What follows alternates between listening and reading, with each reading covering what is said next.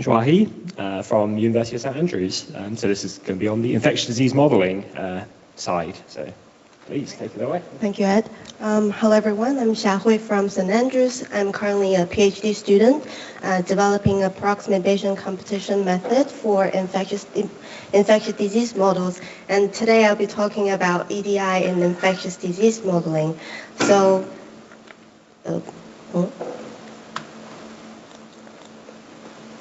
so the plan is to, first of all, I will share how this project started and what we mean by EDI in our field. I mean infectious disease modeling, and why it matters. And also I will explain the key barriers our group identified and also introduce the actionable guidelines we developed. And then finally, I will talk about some reflections we have during this whole process and where we go next. So this specific project was initiated in 2024 as a Newton Institute program on modeling and inference for pandemic preparedness. And we also call it MIP program. So over the 4 weeks, we have over 100 researchers come together across continents and career stages, and we have intense collaboration within that weeks. And also we have 13 ongoing projects by the end of the program, including model development, spatial inference, policy, etc. And also it led to important initiatives, including the Global Society of Infectious Disease Dynamic and also the EDI project I'm talking about today. So the EDI working group was led by Shweta, and the motivation was very straightforward. We keep noticing that at major IDM conferences, EDI was really on the formal agenda. It came up in corridor and side conversation, but not in the program itself. And we want to change that. So throughout the 4 weeks, we have been through 5 stages. We established the motivation. We identified the key challenges for promoting EDI in our field. We organized the recommendations for teams, conferences, and virtual environment, these 3 contexts, because we think interventions would have the most immediate impact. And also all working group members reviewed and feedbacked on the perspective piece, and we write our recommendation into a manuscript titled Actionable Guidelines for Promoting EDI in Infectious Disease Modeling. I will share that in the end, QR code. And also, this is a collaborative work. The key research team spans 11 institutions across 6 countries. And we represent different career stages, and some of you were part of the working group discussion as well, so it's very nice to see you again. But I have to say that we are just a subset of the more diverse and broader working group. So before we dive into the actionable guideline, let's make sure everyone in the same page about what EDI means in our field. And Emily have given a very good introduction on Monday about what equity means. Just a recap, it's about fair access. It's different than equality. It means giving people what they specifically need to succeed. For example, providing travel support for people from lower to middle income countries. This behavior just recognizing people start from different positions. And by diversity, we mean the full spectrum of human differences, including race and gender, but also discipline, geographic location, institution type, career stage, etc. And inclusive means creating environments where all contributors feel valued and heard. And why EDI is important for us, there's a quote from our manuscript.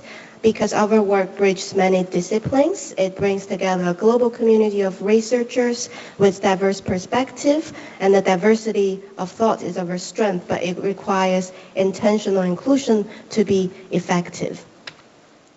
So what's on the way? We have classified the challenges into 4 groups, including language and culture, systemic inequity, unequal representation and participation, and also unconscious bias. And I'm gonna explain them in detail.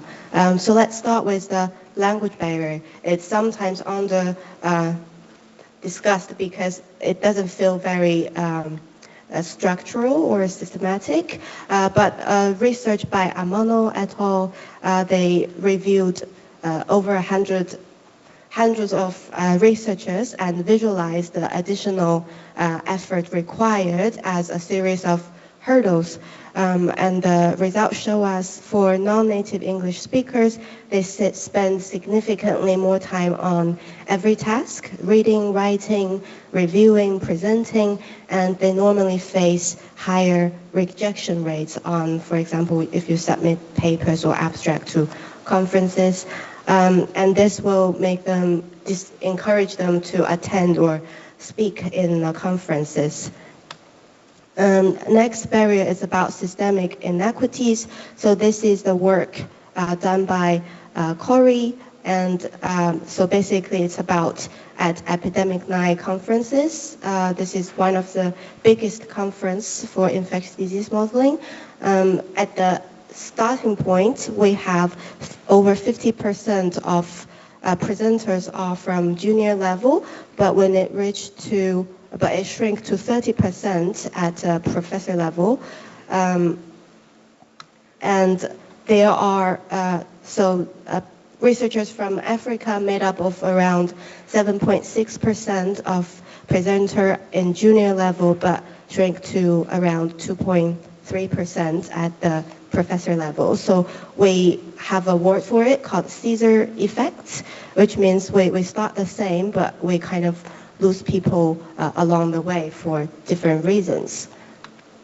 So let's look at the publication and citation research. So between 2000 and 2019, men were lead authors on 61% of publications in our field and senior author on 67% of them. Papers with both a male lead and senior authors are only slightly undercited, but if a woman is a senior author, the undercitation jumps to 15%, and authors of color are also systematically undercited by more than 30%. And move on to unequal representation and participation. During 1997 to 2019, there are 39% of global health conferences attendees from low to middle income countries, and there are 96% of conferences held in high or middle income countries. And the communities, which means the communities most affected by the disease we model are the least represented in the conversations that shape how we model them, what questions we ask, and what policies we recommend. And the last barrier is about unconscious bias. This always happens when people didn't even intending it. So I hope the emoji are straightforward enough for you to know which version is more recommended. So here are the two examples. So one is country X performed poorly in managing disease Y. If you ask yourself, can you tell what's the problem of using that phrase? Anybody want to try? Yeah, definitely. So the problem we think here is it just put the blame on the country, think it's not competent enough, but ignoring all the structural factors like underfunded health systems or colonial legacies, or supply chain barriers, things like that. So a better version would be disease Y spread rapidly in country X due to structural resource constraints. So another example is often exists in papers. So people with X infection. So the problem here is it defined a person by its health states, but recommended by the APA, the American Psychological Association, and CDC's person first language guidelines. The better version would be people living with X. So we've talked about 4 barriers. So how can we improve the current situation? So we have developed a series of actionable guidelines focused on 3 critical areas where EDI efforts can have the most immediate impact. So the 3 contexts including within a team, conference and workshops, and also virtual environments. So an inclusive team produces better science. We have open communication, fair collaboration, diverse perspectives, and these are the direct inputs to research quality. We all know it's important, but there are some key challenges. One is representation, who is there? And another is about participation, who gets heard and credited once they are there. So how can we do better? Promoting diversity, building teams with varied backgrounds and disciplines, providing support to remove financial barriers, and involving underrepresented scholars in roles like leaders and reviewers. And on participation, making space for different viewpoints in discussion, sharing material in advance of meeting, and offering flexible ways to participate.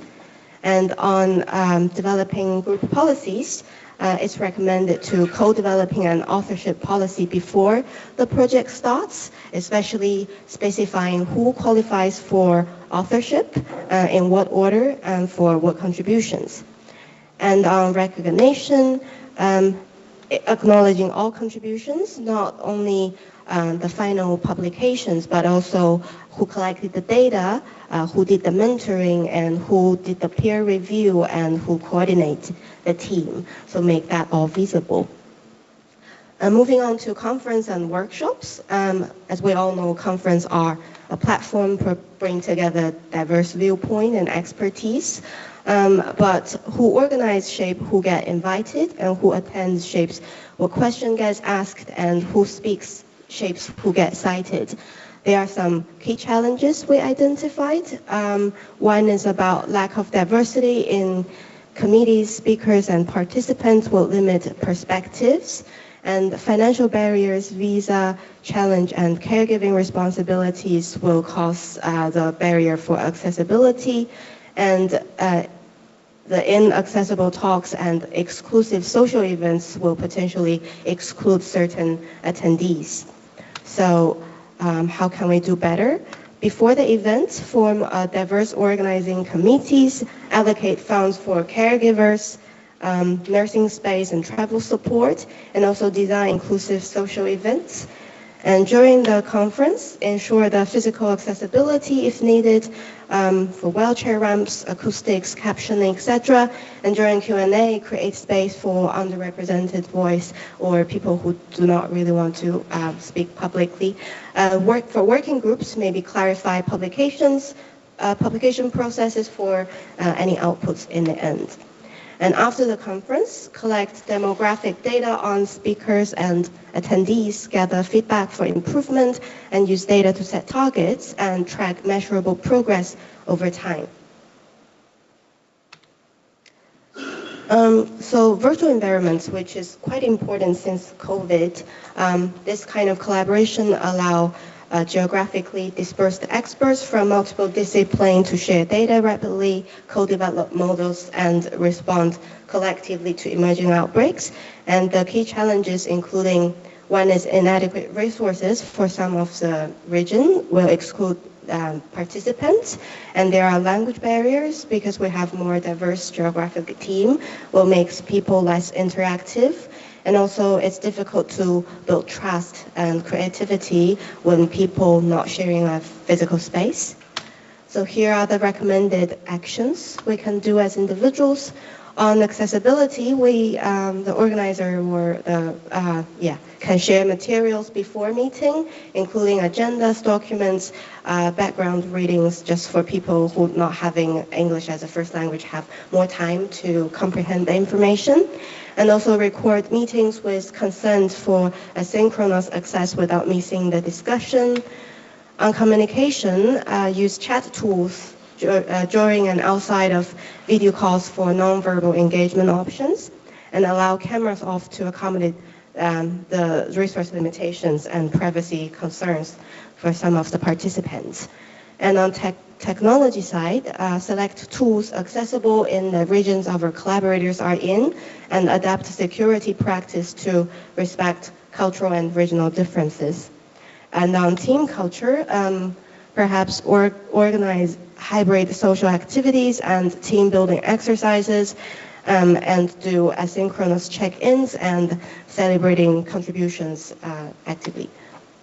So just to sum up, these are the evidence from the current research team showed us. They documented the disparities in infectious disease modeling research in the past 25 years. So it reflects the systemic inequity, not individual talent or drive.